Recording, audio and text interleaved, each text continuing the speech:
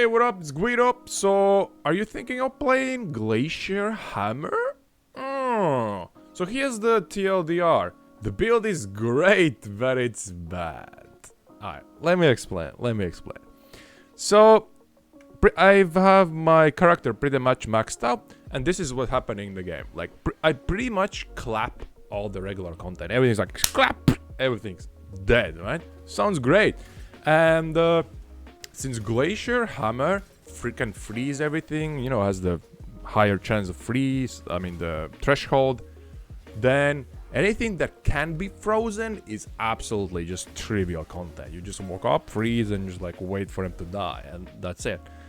For example, this build is fucking awesome for Breach Lords. Like, I don't know, they don't have immunity for that they can be slowed fully. So you just freeze them. I was like doing the 4-way of Breach Lords, and I was like, oh, I was gonna go, and then it's like, oh, wait, they can be frozen. Oh, I just chill. Then the build I put together is very, very safe for mapping. Just I leveled to 100 doing just maps, and also I did some simulacrums where I did the simulacrums till like wave 22 or 225. When I saw Causes, I was like, I'm out. Because it's a little bit too risky. It takes too long to kill him, usually. And like I did Delirium Ritual maps pretty easily, you know, and I did level to level 100 like that. So it's very, very safe for mapping. And then the damage can reach up to like 22 million around, right? So I mean, sounds good, right? It's like, yeah, just fucking good. You clap all the content, it's great. But here's the downsides, right? Here's the downsides. First of all, the damage needs a ramp, right? So you need to or in other words, you need to generate your rage before you can get going. I think it's like your rage doubles your damage or something like that. But you know, if you're doing bosses, there are workarounds where you can generate max rage with belt and a ring. So you just like swap it, enable aura, and then you go, right? So you can have max rage for bossing. It's a little bit annoying, but it's totally worth it. I did it anyway. I mean, for like boss fights, not mapping. Like that doesn't make any sense.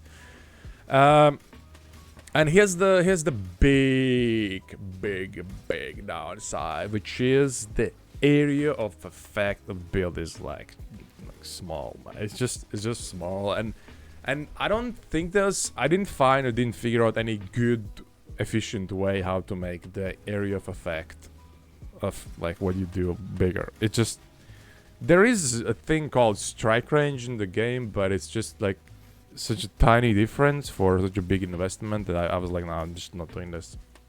It's just absolutely not worth it, right? So, on top of that, yeah, we have small AoE, and also, I wouldn't recommend playing this build without explosions. Like, just, man, you can just, it just like doubles your clear speed, basically. Instead of jumping in, it's like, ba ba ba ba ba ba ba, oh, move on. You just jump in, bram, bram, bram, you know, just everything just dies instantly. So, and I'm using the Oriath's End flask, the new Cyrus flask. I'm using that for explosions, and I think that's the best way. I mean, that's the only way for this build actually to have like decent explosions. Yeah, there wasn't really a place to fit any other ones, right? And yeah, consider that it's just 20 divines when I bought it. So I mean, if you can spend 20 divines, I would honestly spend on a different build. Unless you like really like this playstyle or whatever, right? So the area effect is small, and like it also resulted, and you can work around this, of course. Like for example, I played basically whole league indoor maps, specifically Toxic Sewer. So if you wanna, if you wanna play this build, Glacial Hammer, this is the perfect league because like Toxic Sewer is natural tier 16. You can Horizon Orbit, so man, go ahead, like play it now if you wanna play it, right? Because that's what I did, and I just spent basically the half of my league in Toxic Sewer because it's like very narrow, monsters don't spread out. Because like here's the thing, like when you do open maps, monsters are spread out, and then you like jump into a monster pack, right? And you just start smashing, everything starts running at you, and it just splits up and scatters, and you have to like run around, and like it's just really weird to do open maps, right? Although I'll later talk about my Atlas strategies, then it might make little sense. You could do open maps, but it's kind of weird. So yeah, just small area of effect. I don't think you can really do anything about that. And then another thing is that how I made the build. Of course, this is my interpretation, very specific one. And with this specific interpretation, I'm using Unbreakable. The Atlas, the Ascendancy node Unbreakable, which makes 8% of your armor work for elemental damage, right? So, meaning small hits don't hurt anymore, like small elemental hits, right? So, while this is great for small hits and mapping, like I mentioned, mapping is really good. The build can't really take big hits. Like if it takes big hits, like it just dies from one shots pretty easily. Like the last time I tried tanking Uber Elders, the circle, like a circle, like it goes right. You know what I'm talking about, right?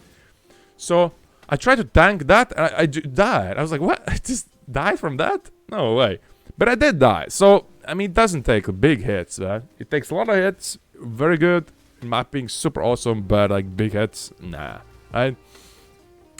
And another issue that I tried to work around, it's kind of okay now, is law of, so to say, sustainability, meaning, or in other words, doesn't have any regeneration really. It's just the regeneration is not great, right?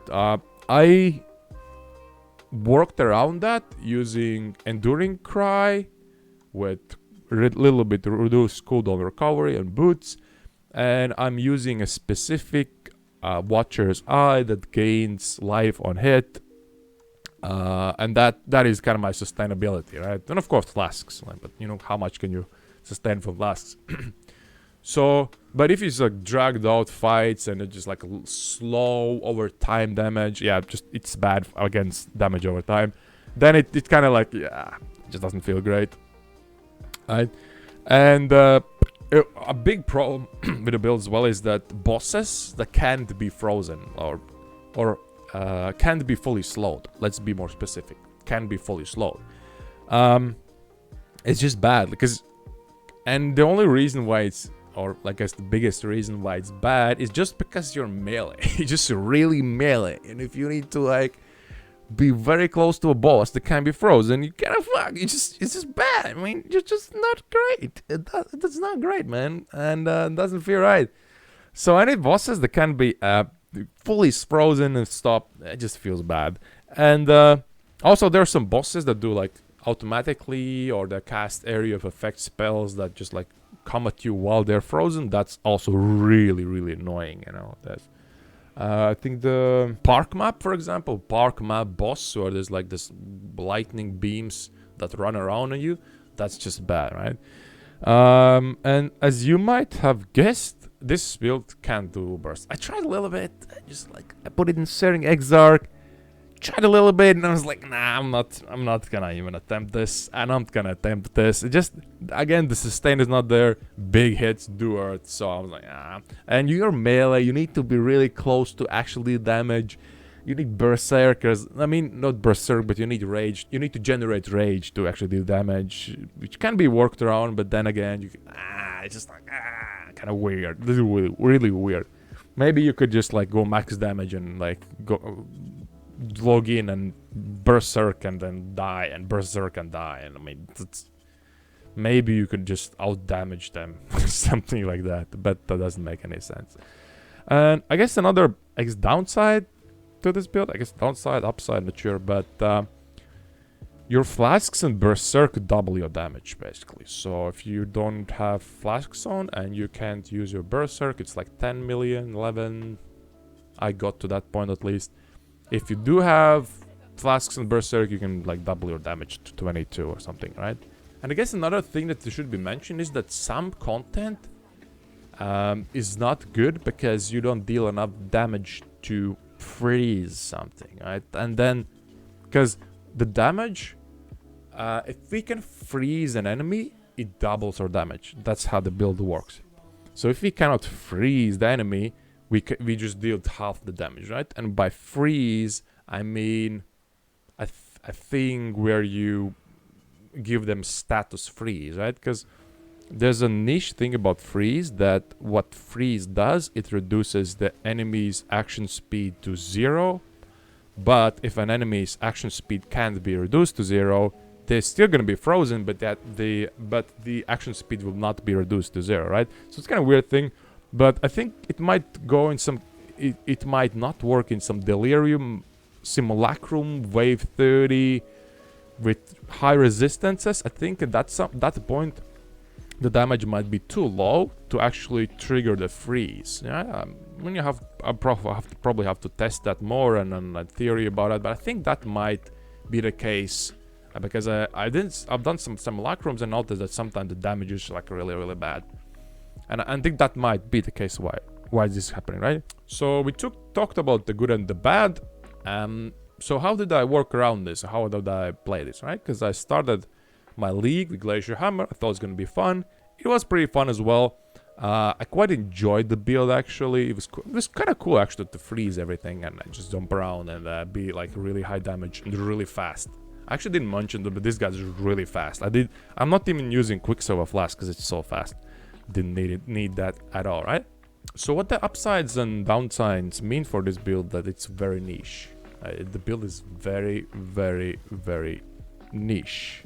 So how do you work around the niche things, or how did I work around this, right? So when I started my league, I played an Atlas strategy where I was farming metamorphs and I was picking all the nodes in the tree that give map drops, influence map drops like Shaper, Elder Guardians, Elder Slayers, right? Those maps, so that I can clear the maps quickly, get to the end, assemble my metamorph, and when I kill the boss, I get influence map drops that I can sell. That was how a league started. I don't recommend league starting that because, you know, the metamorph catalyst is actually very cheap at the start of the league.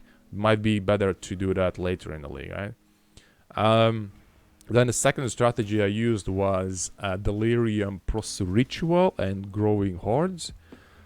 So I picked all the nodes that give Ritual, so I have as many rituals as I can.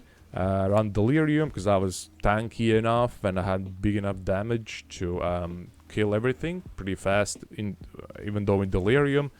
And I was using the new Atlas passive, Growing Hordes, that gives pack size for each scarab used.